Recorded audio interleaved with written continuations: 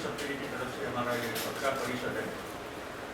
आज हम लोग एक डेवलपमेंट लेटर जारी करने वाले हैं हाजिरी ट्रस्टीज को 14 सवाल उनके सामने रखते हुए, जो लगातार हम लोगों ने संविधान की पोजीशन ली है, मगर उनके तरफ से इस्लाम शरिया हदीस के भी जो सवाल आ रहे हैं उसके हम लोग उत्तर चाहते हैं। एक होगा। दूसरी बात कि आज एक कार्यक्रम भी यहाँ से अनाउंस होगा, हमारी रणनीति भी अनाउंस होगी, जिसके तहत ये आंदोलन आगे बढ़ेगा। तीसरी बात कि मैं यहाँ सभी साथियों को इंट्रोड्यूस कर दूँ। जावेद आनंद जी जो वेल नोन जर्नलिस्ट है, वेटरन जर्नलिस्ट है, इन्होंने बहुत कुछ लिखा है इन सब सवालों पे। कम्युनिज्म कॉम्बैट के एडिटर है। गुजरात के सवाल पर उनका बहुत हिस्टोरिक काम है ईसाई के साथ, तो वो आज पूरा पेपर आपके सामने रखेंगे। जो सवाल है हमारे यहाँ मेरे बाजू में मेरे हैं कादर करके, जो एक क्रिएटिव डायरेक्टर है, 8 बड़ी टेलीविजन सीरियल लिख चुके हैं और आज टेलीविजन की दुनिया में और बॉलीवुड में जो समर्थन प्राप्त हो रहा है, इसमें कादर का काफ़ी मेहनत है। उसके बाद मेरी छोटी बहन शबान अंसारी, जिन्होंने बहुत काम किया है शिक्षा के सवाल पर। गोवंटी देवनाथ इलाकों में वो और पूरे महाराष्ट्र भर में वो शिक्षा के सवाल पर काम करती है। हाजिरी सप्ताह की एक इम्पोर्टेंट मेंबर है। शाहबाज खान एक बहुत ही वेटरन पॉलिटिकल थिंकर हमारे मुंबई के, बहुत ही रिस्पेक्टेड फिगर है मुस्लिम समाज के, वो हमारे साथ है। ज्योति बड़ेकर को तो आप जानते हो, बहुजन आंदोलन, फुले अम्बेडकर आंदोलन की वो एक इम्पोर्टेंट फिगर है मुंबई और महाराष्ट्र को लेकर, और हाजिरी मूवमेंट को लेकर वो डे वन से उन्होंने मुस्लिम महिलाओं का साथ दिया है। तो उसके साथ नसरीन कॉन्ट्रैक्टर जिन्होंने वापस शिक्षा, बहुत सारे सामाजिक आंदोलनों के साथ शिक्षा के सवाल पर काम किया, और आज मृणाल गोरे का जो सेंटर है वो peace and social justice in South Asia, उसकी वो एक फाउंडिंग मेंबर है। तो मैं चाहूँगा कि अभी जावेद आनंद आपके सामने रखे। पेपर आपको पहले दे दिया गया था क्योंकि वो बहुत गंभीर पेपर है। हमने ये मतलब 3 दिन लगे इस पूरे पेपर को तैयार करने के लिए, इसलिए एक सवाल जब आप सुनिएगा thank you. Good afternoon, friends. Some of you might have been here in this very hall when we organized our first press conference on April 20th, when we had announced the formation of our forum, Haji Ali Sabke Liye, what it stood for and what its program for the coming period was going to be. The main thing we had announced at that time, apart from familiarizing the media with the new organization, was the plan for a peaceful dharna near Haji Ali Dargah on April 28, which program we had. We had also announced at the press conference that we will attempt on our part to meet the trustees of the Haji Ali Dargah Trust to explain to them why we think this is not an issue of religion. The question of women being able to go up to the mazar of Haji Ali Baba, which was the case till 2011-12 and which has been stopped since then, is not a question of religion but a new parampara. The parampara, in fact, in this case was also that women were allowed.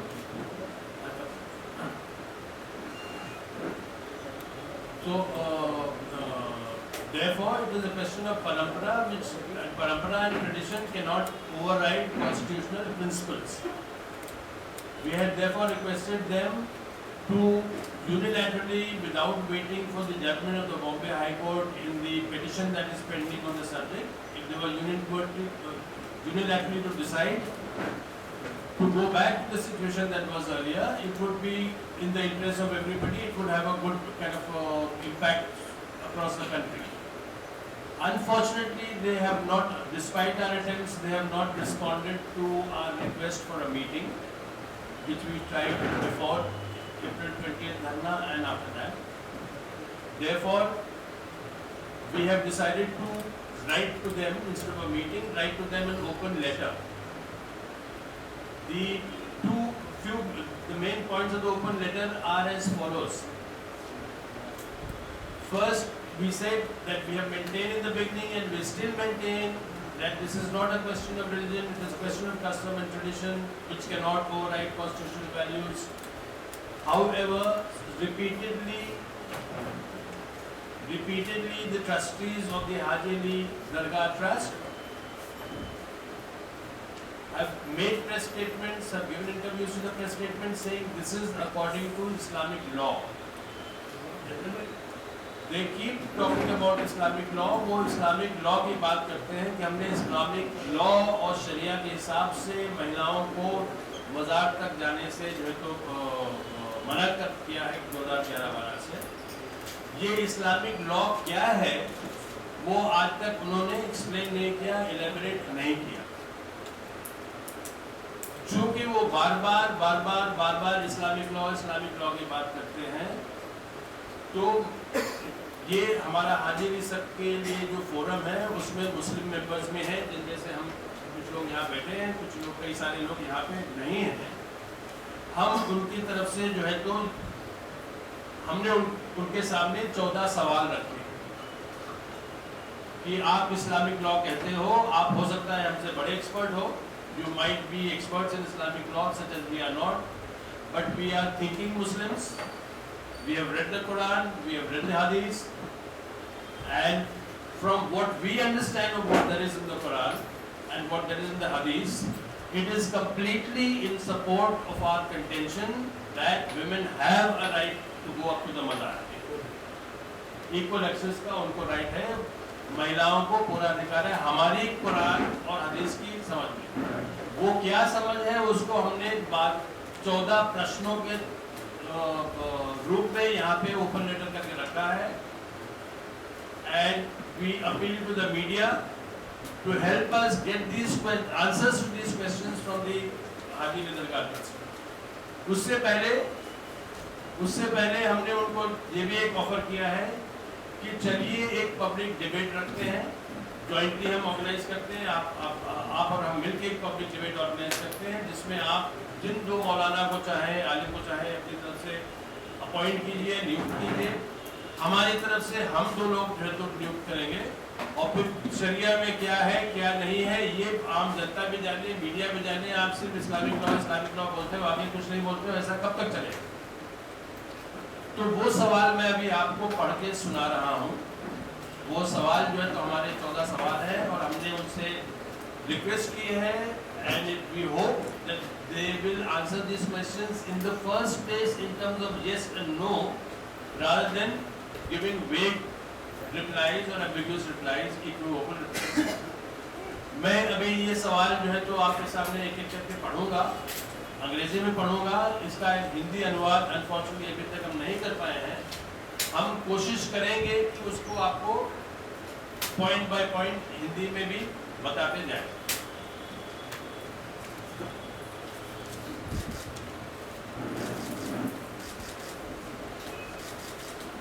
Question number 1, is it not true that there is no mention in the Quran about men or women visiting or not visiting a graveyard or the mazar of a saint? Yes or no में जवाब दीजिए। हमारी समझ जो कुरान की है, जितना हमने कुरान पढ़ा है, हम लोगों ने पढ़ा है, हमने दूसरों से बात की है जो हमसे ज़्यादा जानते हैं, कुरान में कहीं भी दरगाह पे जाना चाहिए कि नहीं जाना चाहिए, या कब्रिस्तान में जाना चाहिए या नहीं जाना चाहिए, मुस्लिम महिलाओं को, पुरुष को, मुस्लिम मेन एंड वुमेन को, इसके बारे में कोई जिक्र नहीं है। क्या ये सच है कि नहीं, वो हाजी अली के तस्वीर हमको बताए। सवाल नंबर 1। सवाल नंबर 2 कि इसके बारे में तो कुरान में कुछ नहीं है। वो कुरान में बार स्पिरिचुअल इक्वालिटी की बात कही गई है, और कुरान में जो है तो आपको कई सारे ऐसे वर्सेस मिलेंगे जहाँ in the spiritual realm, in religious matters, in matters of piety, men are on par with women। ये मैं आपको 1-2 वर्सेस पढ़ के सुनाता हूँ।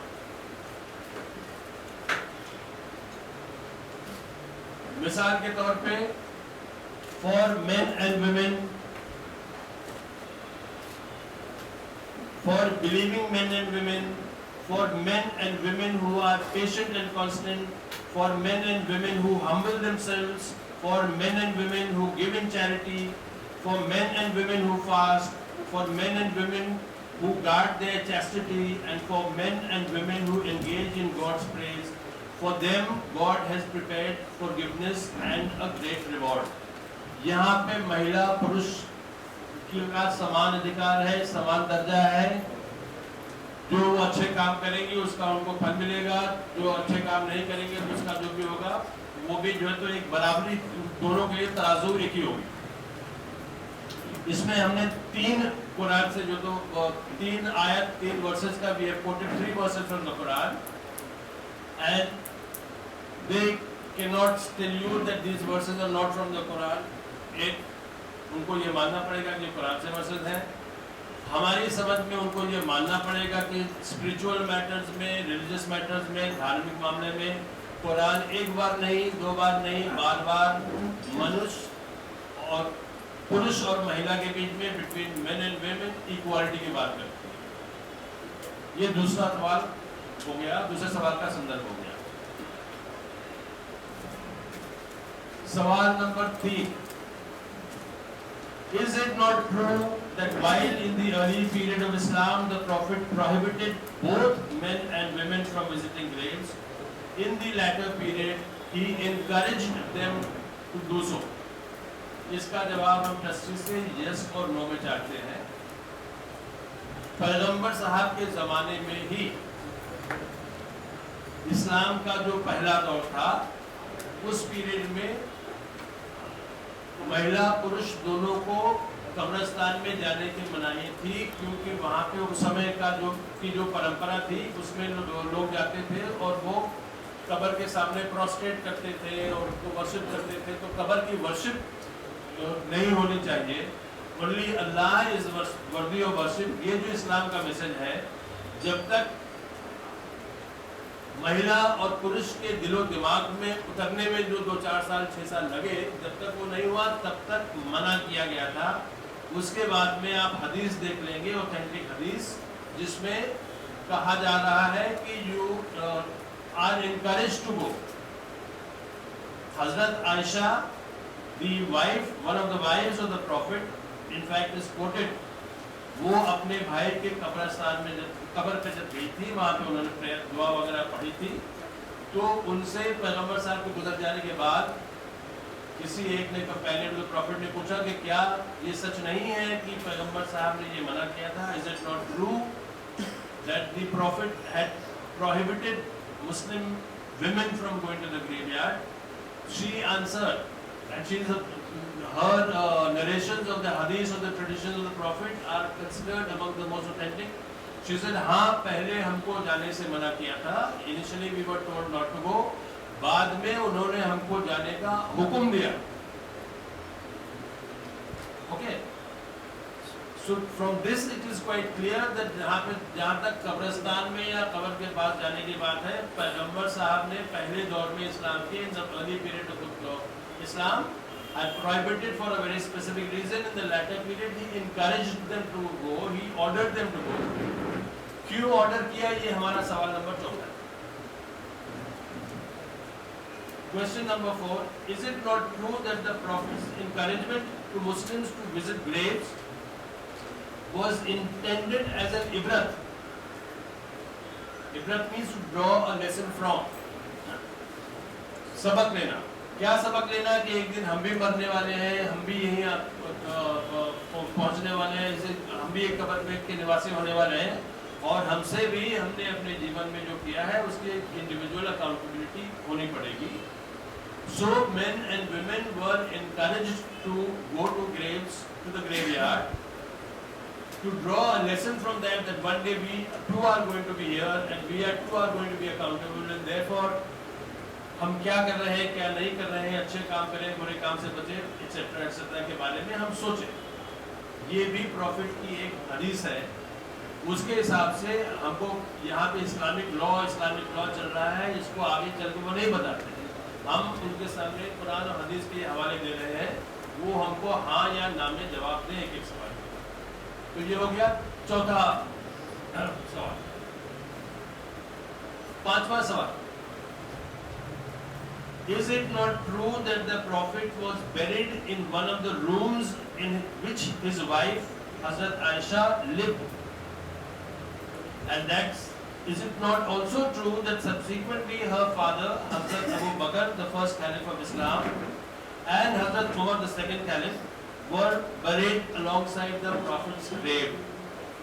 यानी जब पैगंबर साहब गुजर गए तो उनको दफनाया कहाँ गया?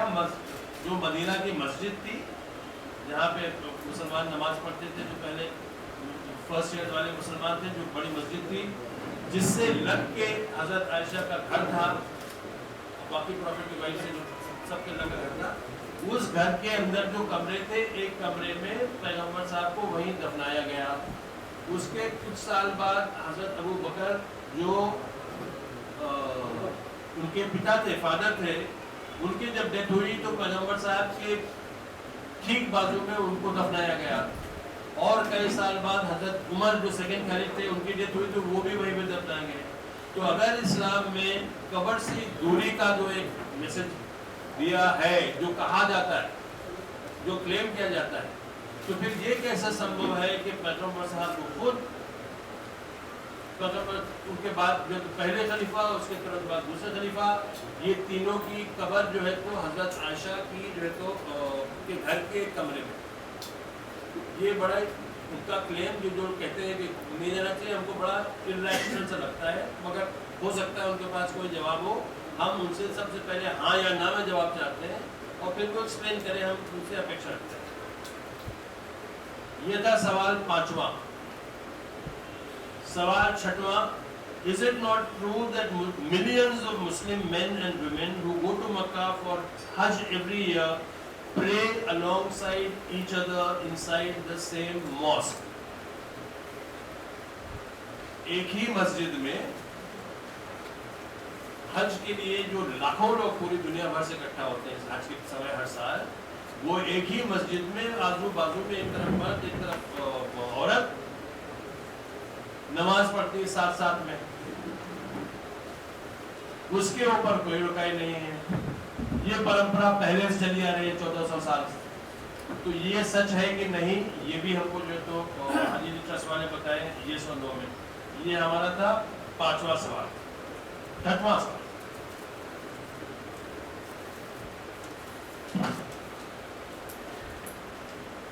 हमारा सातवां सवाल है कि क्या ये सच नहीं है कि इस्लाम धर्म में जो सबसे बड़े होली श्राइन्स या होली दरगाह या मज़ार जो टूम जिसे कहते हैं माने जाते हैं, सबसे पहले तो पैगंबर साहब का खुद जो तो मदीना में जो है जहाँ पे वो दफनाए गए वो हुआ। उसके बाद हज़रत अली जो नजफ में उनकी दरगाह है, मज़ार है, हज़रत इमाम हुसैन जिनका जो है तो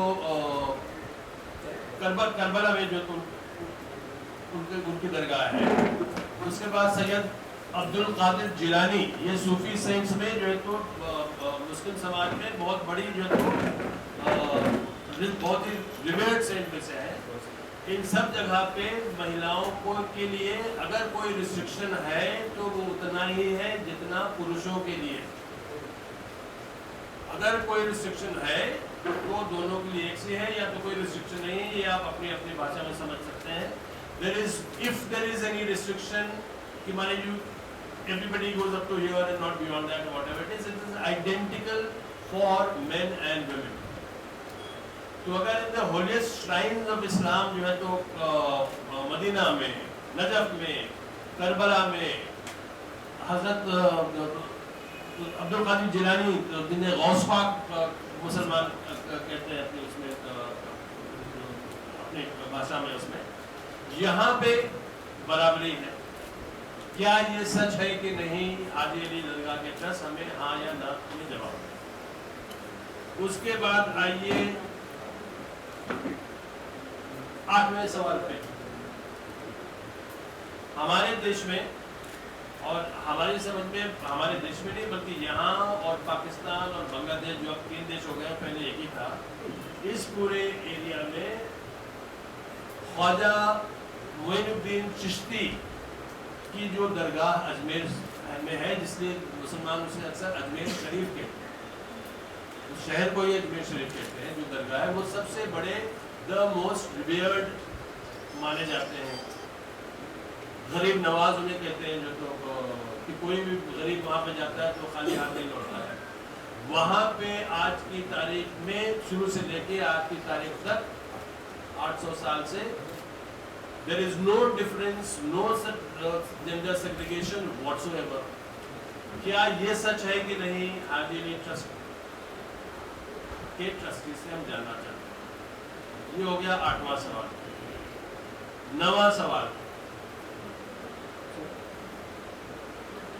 माहे में जाते हैं, मतलब लंबी कहानी है। बम्बई के जो 20 दरगाह है उसमें से जो 11 पुलिस दरगाह है उसमें 12 दरगाह में जो यहाँ पे भी सही है, और देश में बहुत सारे हमने आपको बड़े बड़े गिन चुन के जानबूझ के प्रश्न के रूप में रखे किया है।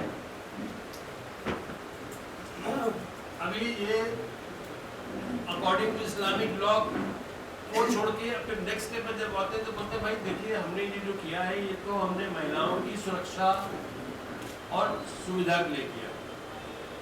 हमने we have done this for the in the interest of safety and security of women. कहाँ पे? हाजी अली दरगाह पे। हमारा उनसे पूछना है हाजी अली दरगाह के ट्रस्ट से कि जितने लोग मक्का, Medina, Najaf, Karbala, Ajmer Sharif हर साल जाते हैं, उसकी तुलना में आपके यहाँ जो लोग आते हैं या जो कहते हैं जनसमूह आते हैं, large number of people come, the crowd that you have to deal with, the number of people you have to deal with is nothing compared to the number of people that visit the more holier places that we have talked about। तो अगर ये वहाँ पे security safety का सवाल नहीं यहाँ पे यहाँ है, तो it means that the current trustees are perhaps incompetent or incapable of managing numbers। हमारा सवाल उनसे क्या आप लोग इनकम्पिटेंट और इनकेपेबल है क्या? हाँ या ना में जवाब दीजिए। अगर आप इनकम्पिटेंट और इनकेपेबल हैं तो क्या ये बेहतर नहीं होगा? Would it not be better that you step aside और दूसरे ट्रस्टीज आए, इसको मैनेज कर सके नंबर को? ये हमारा रहा 9वां सवाल। 10वां सवाल कंप्यूटर, अभी 10वां सवाल। 10वें सवाल पे हाजी अली के एक ट्रस्टी ने कहा कि देखिए इसमें प्रश्न ये भी एक है कि महिलाएं जो है तो वो वाइड नेक की जो है ब्लाउज पहन के आती हैं और फिर वो मज़ार की तरफ जब झुकती हैं तो उनके ब्रेस्ट नजर आते हैं। ये भारतीय मुस्लिम महिला आंदोलन के पिटिशन में भी हमारी जानकारी जहाँ तक है वो उसको मेंशन किया गया है। किस ट्रस्टी ने ये बात कही थी, ये उसमें हमारा ट्रस्टी से सवाल है कि ये आपने कहा कि नहीं कहा, पहली बात। दूसरी बात, अगर आपने ये कहा है तो हम आपसे सवाल पूछना चाहते हैं कि आप ये हमें बताएं कि आपको लगता है कि ये लाखों महिलाएं वहाँ पे आती हैं, दूसरे जगहों पे जाती हैं, तो वो do they come out of reverence for holy people, do they come out of piety, एक धार्मिक एक स्पिरिचुअल सर्च में या उसकी तलाश में या उसके परस्यूट में वो वहाँ पे आती हैं, कि अपनी सेक्सुअलिटी फ्लॉन्ट करने के लिए आती हैं? ये आप बताएं, आपको क्या लगता है? दूसरा हमें ये लगता है कि इस सवाल उन महिलाओं का नहीं है जो कि इस तरह की ब्लाउज और उस तरह की ब्लाउज पहने, बल्कि सवाल हमारा ये है कि वो जो दरगाह के अंदर मज़ार के तरफ मैनेजमेंट को लोग रहते हैं उनकी नज़र कहाँ पे होती है, हमें वो बताए कि उनकी नज़र कहाँ पे होती है। ये क्या उसी तरह की नज़र है क्या कि जो सानिया मिर्जा जब टेनिस खेलती हैं तो वो टेनिस कितना अच्छा खेलती हैं वो नहीं देखते, वो स्कर्ट उनकी कितनी लंबी है छोटी है वो देखते हैं। It is the same kind of mindset which we find shameful and we condemn. 4 सवाल और बचे। एक ये भी कहा जाता है, ये हम जहाँ तक हमें पता है कि किसी ट्रस्टी ने किसी स्टेटमेंट में ये बात नहीं उठाई है। No trustee to the best of our knowledge has said this in a statement. However उनके जो सपोर्टर्स हैं मुस्लिम समाज में ऐसे धार्मिक और राजनीतिक नेता जिनका मानना है कि महिलाओं को उनको अपना स्थान पता होना चाहिए और हम पुरुषों को पता है कि उनका स्थान क्या है और हम उनको बताएंगे उनका स्थान क्या है। such men who believe that women should be kept in their place, उनका कहना साथ ये सब बातों के साथ साथ इसमें प्योरिटी इम्प्योरिटी का भी सवाल है। यानी कि what if men are having their period, या जो मासिक होते हैं जो भी बोलते हैं उस पीरियड में वो आ जाएंगे, फिर वो तो पाकी नापाकी का सवाल पैदा हो जाएगा। तो उसमें हमें उनसे दो सवाल करने हैं कि एक तो ये कि क्या आप जो तो महिलाओं से ज़्यादा इन बातों का ध्यान रखते हैं, इन बातों की जानकारी रखते हैं? Do you think you care more about and you are more sensitive about this concern than women in general? और दूसरा, जहाँ तक ये पाकी और नापाकी की कल्पना ही है, तो उसमें हमने एक हदीस हजरत आयशा की तरफ से, हदीस नरेटेड बाय हजरत आयशा, हम आपको पढ़ के सुना रहे हैं। The Prophet used to lean on my lap. The Prophet used to lean on my lap and recite Quran while I was in menses. समझ लिया आप लोगों ने? जो हिंदी वाले थे इसको हिंदी में ट्रांसलेट करें। बीबी Aisha, one of the wives of the prophet, कह रही हैं कि जब हम उस पीरियड में होते थे, वैसे समय में भी पैगंबर साहब हमारे शानों पे मांडी पे अपना सर रख के कुरान को रिसाइट किया करते थे। तो ये कौन सा कॉन्सेप्ट है प्योरिटी इम्प्योरिटी का? ये पैगंबर साहब से आया है या ये कहीं और से आया? तो कहाँ से आया वो हमको पता है, हाजिरी के ट्रस्ट, तो हम वो भी समझे। ये हो गया हमारा 11वां सवाल। बचे 3 सवाल, उसके बाद फिर आपके सवाल। हमारा 12वां सवाल ये है कि हमें बड़े अफसोस के साथ कहना पड़ रहा है कि आपके ट्रस्ट के 7 ट्रस्टी हैं, उनमें से एक भी महिला नहीं है। There are 7 members of your trust, in your trust board, not one of them is a woman. तो क्या ये कोई ऐसा भी इस्लामिक लॉ है कि उसके अकॉर्डिंग टू दैट लॉ आपकी ट्रस्ट में कोई महिला ट्रस्टी नहीं है, या ये कि ये पेट्रियार्की प्योर एंड सिंपल काम कर रही है, पुरुषत्ता काम कर रही है? उसका भी जवाब आप हमें कृपया करके हाँ या ना में दें। 13वां सवाल हमारा है, पहले हम उसको अंग्रेजी में पढ़ देते हैं। 13वां, the second last question. Could it be that the trustees are engaged in a novel exercise of a forced marriage, जबरदस्ती की शादी, between 2 diametrically opposed traditions within Islam? On the one hand, the inclusive, all-embracing Sufi tradition, with, on the other hand, a rigid, intolerant, exclusivist Wahhabism. We would like an answer to this in yes and no also. कि क्या आप ये कोशिश में है कि एक तरफ जो सूफी परंपरा, जिसके दरवाजे, जिसके दिल और दिमाग बिना धर्म, बिना जेंडर के कोई डिस्टिंक्शन किए सबके लिए खुले होते थे, आप वैसी परंपरा को जो वहाबिज्म इस देश में और सारी दुनिया में बड़ी तेजी से सऊदी पेट्रो डॉलर्स थ्रू फैलाया जा रहा है, जहाँ पे जो तो बड़ी कट्टरता है, बड़ा डिस्क्रिमिनेशन है, बहुत इंटॉलरेंस है, कि आप इन दोनों की जबरदस्ती से शादी करवाने की कोशिश में हैं? ये जोड़ी जमेगी कैसे, कितने दिन चलेगी? वो हमारा 13वां सवाल है। 14वां सवाल और आखिरी सवाल हमारा ये है कि अभी 3 दिन पहले एक प्रेस स्टेटमेंट में अजमेर शरीफ के खादिम, उनका नाम सैयद लियाकत हुसैन मोइनी साहब ने अपने स्टेटमेंट, अपने बयान में कहा है, he said that what is being tried in Haji Ali is in violation of the Sufi tradition. ये सूफी परंपरा के विपरीत हो रहा है जो हाजी अली ने अभी किया है। ये अजमेर शरीफ के खादिम के घराने से रिश्ता रखने वाले प्रोफेसर मोइनी ने बयान दिया है। तो हम हाजी अली ट्रस्टी से पूछते हैं कि उनका आपके ऊपर एक तरह से इल्जाम है कि आप सूफी ट्रेडिशन पे हमला कर रहे हो महिलाओं को जो करते हैं, आपके निगाह में ये बात सच है कि नहीं? इज इट यस और नो? ये सूफी परंपरा, ये सूफी ट्रेडिशन क्या है, उसका आखिर में हमने जो है तो एक पैसेज, 2-4 पैसेजेस आपको कोट किए हैं किताब से। उसको मैं पढ़ के आपको सुना नहीं सकता हूँ, क्योंकि जितने बार मैं पढ़ता हूँ मैं रोने लगता हूँ। It's an extremely moving kind of statement from Ajmer Sharif दरगाह। वो अकाउंट क्या है कि अकबर अहमद एक फॉर्मर पाकिस्तान के ब्यूरोक्रेट, बाद में वो फिर जो तो किताबें लिखी उन्होंने, जो तो फिल्म बनाए, डॉक्यूमेंट्री फिल्म बनाई वगैरह वगैरह, वो अपनी एक रिसर्च टीम लेके एक किताब लिखना चाहे, जिसके बाद में उन्होंने किताब लिखा जर्नी इनटू इस्लाम।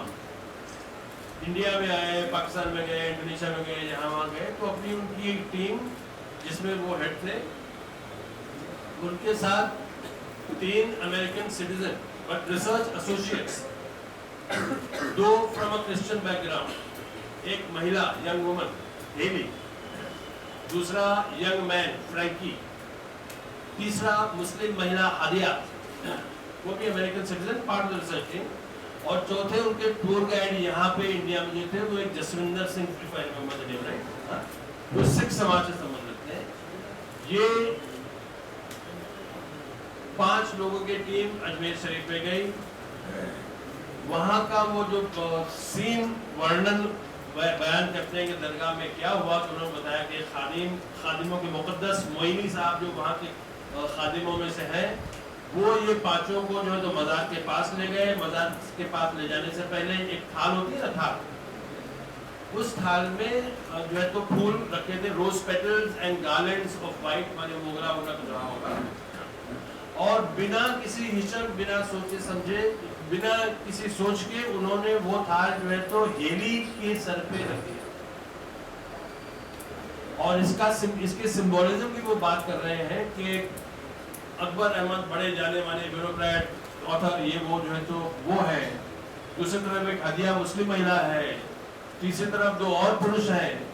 एक महिला को चुना, जो महिला क्रिश्चियन महिला थी उसको चुना कि वो जो है तो शावर करेगी पेटल्स को जो है तो ख्वाजा गरीब नवाज के मज़ार पे। उसका अकाउंट बाद में जो है तो खुद उन्होंने बोला कि हाँ, फिर एक वो जो तो अपना लाइन बना के गए, leading the line was Haley with this thal on her head, उसके पीछे अकबर अहमद बाकी वगैरह, which Haley later called that this was an electrifying experience for him. बाकी आप इसमें से पढ़ लीजिएगा। तो हमारा आखिरी में जो है तो सवाल है हाजिरी दरगाह से कि क्या आप अपने इस दरगाह में उस तरह की परंपरा बनाने की सोच रहे हैं कि जिस तरह जो तो जहाँ पे अजमेर शरीफ की तरह कोई भी महिला, वो भले ही मरियम हो या मीरा हो या मेरी हो या जो भी ना हो, वो उसके लिए भी संभव हो कि वहाँ का माहौल ऐसा हो कि वो जो है तो एक मिस्टिकल या इलेक्ट्रीफाइंग एक्सपीरियंस महसूस कर सके, या कि आप दीवार खड़ी कर रहे हो एक सूफी सेंट और मुस्लिम महिलाओं के बीच। इसका भी जवाब है हमें यस और नो में चाहिए। ये हमारे 14 सवाल हैं। इसके बाद जो है तो हम अपेक्षा करेंगे जो लोग देर में आए बता दें कि we have invited and we have offered a joint to organize a public debate jointly with the Haji Ali Dargah Trust and our forum. We are not very hopeful that they will respond to that. We would like to hope that they will reply to these questions, which we hope that the media will carry to them. And we have other plans in the future, but if one particular program, I will pass on the mic to Feroz to tell you about what we plan to do in the next few days apart from this. And then we'll take questions. Thank you. साथियों, एक तो हमारे साथ और हमारे साथी जुड़े जतिन देसाई जो पत्रकार है, वो है हमारे साथी अमन मडावी और वर्षा जी जो इस पूरे आंदोलन पे गांधी विचार की हमारी साथी है। अभी आगे के कार्यक्रम को लेकर साथियों, एक तो ये हम लोगों ने जो सवाल सामने रखे बहुत ही सीरियस सवाल है जो आपने देखा होगा, इसलिए एक लंबा एक्सप्लेनेशन बहुत जरूरी था जो जावेद भाई ने आपके सामने रखा है। जहाँ तक कार्यक्रम की बात है, अजमेर दरगाह का हमें जो समर्थन मिला है बहुत ही इम्पोर्टेंट डेवलपमेंट है। हम लोग आने वाले कुछ दिनों में अगले हफ्ते अजमेर दरगाह हाजिरी सबके की जो यहाँ जो साथी बैठे और कुछ साथी बम्बई से हाजिरी सबके लिए कि एक डेलीगेशन अजमेर शरीफ जाएगा दरगाह के अंदर हमारा स्वागत होगा, दरगाह के अंदर पत्रकार परिषद होगी, बाजार के अंदर जितनी हमारी महिला साथी है वहाँ वो चादर चढ़ाएगी और वो पूरे देश के सामने वो मीडिया उसको ब्रॉडकास्ट करेगी कि जो सबसे इम्पोर्टेंट और सबसे पाक जो दरगाह है भारत और पूरे साउथ एशिया की, उस अजमेर शरीफ, वहाँ ख्वाजा गरीब नवाज के बारगाह में, उसके मज़ार में कोई भेदभाव नहीं है, वह मर्द औरत सब साथ में है। तो फिर ये हाजिरी में क्या होगी? तो ये कार्यक्रम आपको डेट और पूरा डिटेल आपको बताया जाएगा, मगर एक बहुत बड़ा कदम हम लोग उसमें उठाना चाहते हैं। दूसरा है कि हमारी जो रणनीति है वो एक डिबेट और डायलॉग की है। हम लोग सड़क पे भी है, 28 तारीख का हम लोग का धरना भी हुआ था और भी हमारे कार्यक्रम होंगे, मगर हम लोग चाहते हैं कि अगर ये डायलॉग और एक क्रिएटिव ऑपोजिशन से चीज़ें सॉल्व होती हो तो बहुत बढ़िया बात है। 25 जुलाई को हाईकोर्ट की इसकी फाइनल तारीख है, याद रखना। और हमारा रणनीति वही है कि पॉजिटिव माहौल बने हमारे शहर में, जहाँ से हाईकोर्ट की जजमेंट में उनको सुविधा हो कि वो महिलाओं के पक्ष में ये जजमेंट आए। और अभी मैं चाहता हूँ कि शबाना जो उसमें कुछ शब्द है उसके बाद ठीक है सॉरी सबके लिए भी ग्रुप से बाहर तो उसके ऊपर आपका क्या कहना है? नहीं, देखिए हम लोग आज का जो मीटिंग का मकसद बहुत स्पष्ट है। मैं फिर भी आपको बता दूं कि जहाँ तक श्रुति जी का मामला जो आपने कहा है, we wish the best for वो अपनी मेहनत करिए, हमारे स्ट्रेटेजी अलग है, मगर और कोई हमारा मन मुटाव नहीं है, ये बात स्पष्ट कर दूँ।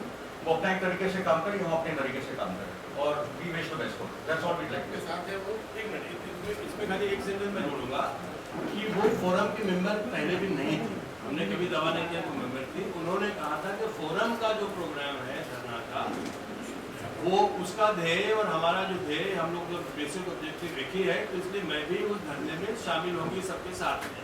वो हमारे, हमने कभी दावा नहीं किया वो हमारे मेंबर थी, तो अलग होने का सवाल नहीं।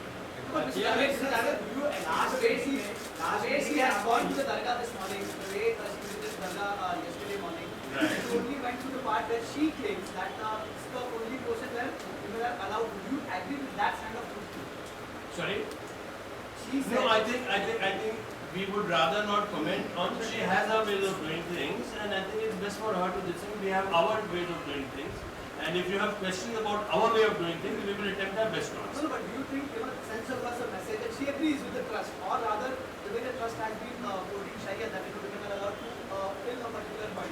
Now with 50 days, someone has been championing the cause. No, like we have also, you might have covered it. We have read in the papers where she said कि आज मैं वहाँ तक गई हूँ, मगर 15 दिन के अंदर फिर जो है तो अंदर जाऊँगी। तो only from having read the paper, without commenting on whether it's a good thing or a bad thing, I'm just telling you this is what she has said. अजेली ट्रस्ट की स्थापना कब होगी? कभी ये मुस्लिम बांधवों ने ट्रस्ट बनाया ना, ये इसकी स्थापना कब होगी?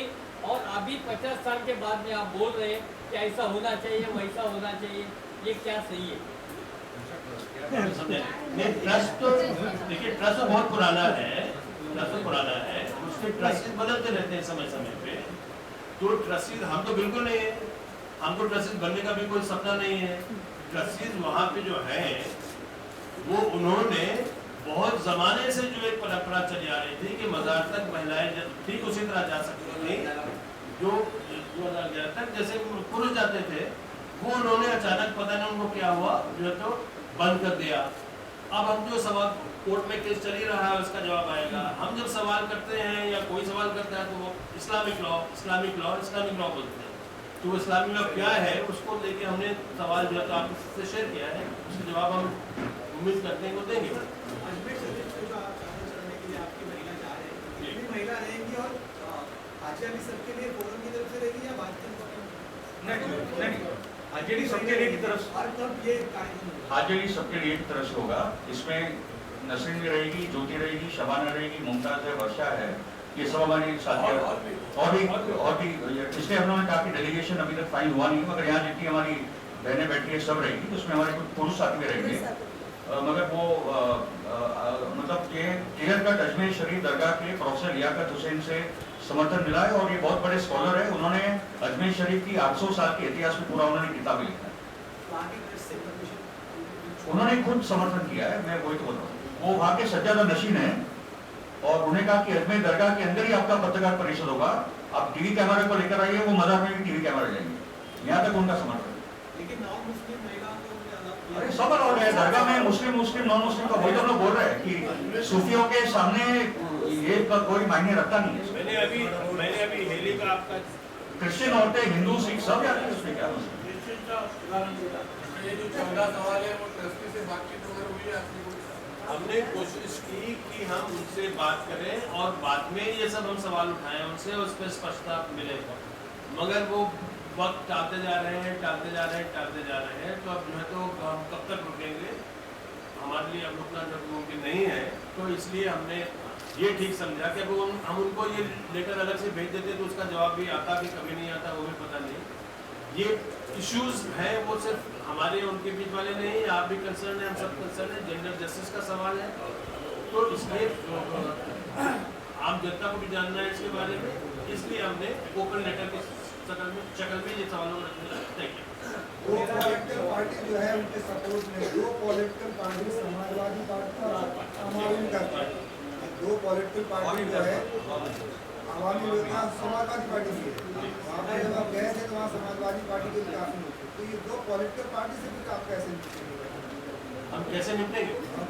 हम कोई अखाड़ा थोड़ी लड़ने जा रहे हैं, हम जो है तो हमारा तो होने दीजिए, हम कोई कुश्ती या कबड्डी खेलने नहीं जा रहे हैं उनसे, हम कोई इशू नहीं हो, इस्लाम में बुत परस्ती की मनाही है, तो क्या मुर्दा परस्ती के बारे में इस्लाम क्या बोलता? हम यहाँ पे इस्लाम धर्म डिस्कस करने नहीं बैठे हैं, हम सिर्फ ये कहने के लिए बैठे हैं यहाँ पे कि हम ये नहीं कह रहे हैं कि वो औरतें जो जाती हैं वहाँ पे वो वर्शिप करने जाती है, पूजा करने जाती है। ज़ियारत अलग चीज होती है, वर्शिप इबादत अलग चीज होती है, और अल्लाह के नबी जो है वो जिंदा है। जो है सपा ने जो एक स्टैंड लिया था, एमआईएम ने भी स्टैंड लिया था कि उनका विरोध है इस मुद्दे के लिए। उन्होंने सही तो बड़ा मुमकिन थी कि उनका मुंह काला किया जाएगा। तो आपकी महिलाओं को किस तरह से आप सेफ मानते हो कि इस तरह से पॉलिटिकल पार्टियों पर अपोज करिए, तो आप कुछ मीटिंग करने वाले हैं उनके चीफ के साथ? नहीं, पहली बात तो ये है कि चूंकि वो भी वहाँ पे उनके बाजू में इसलिए खड़े हैं कि वो भी कह रहे हैं अकॉर्डिंग टू इस्लामिक लॉ, तो ये सवाल का वो भी जवाब देते हैं, उनसे भी अपेक्षा करते हैं, अपील करते हैं, रिक्वेस्ट करते हैं, वो भी सवाल का जवाब दें हमको। रहा उसके आगे जो मुंह काला और नीला करने का, तो उससे हम लोग डरने वाले नहीं हैं। हम किसी का मुंह काला करने में विश्वास नहीं रखते, और कोई हमारा मुंह काला करने की धमकी देता है तो उनसे डरने वाले नहीं। अभी के ट्रस्ट तो आपने 14 सवाल किया है, इसके पहले ट्रस्ट थी वो भी चलती थी ना, उस टाइम क्यों नहीं किया आपने?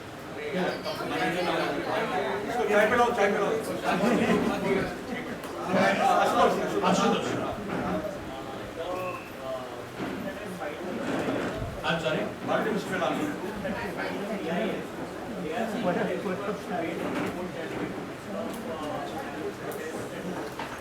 No, one is from what I understand, and we have, one is they keep on saying that. Two is that is their view, and three is that they should, even we believe that it would not be appropriate for them to be participating in any action outside the court because they've been in the court. We are here constitutional right to protest and peaceful satyagraha. One is that, and two is to create public awareness on this issue, which is very important. Thank you all very much. आप सबका बहुत बहुत शुक्रिया।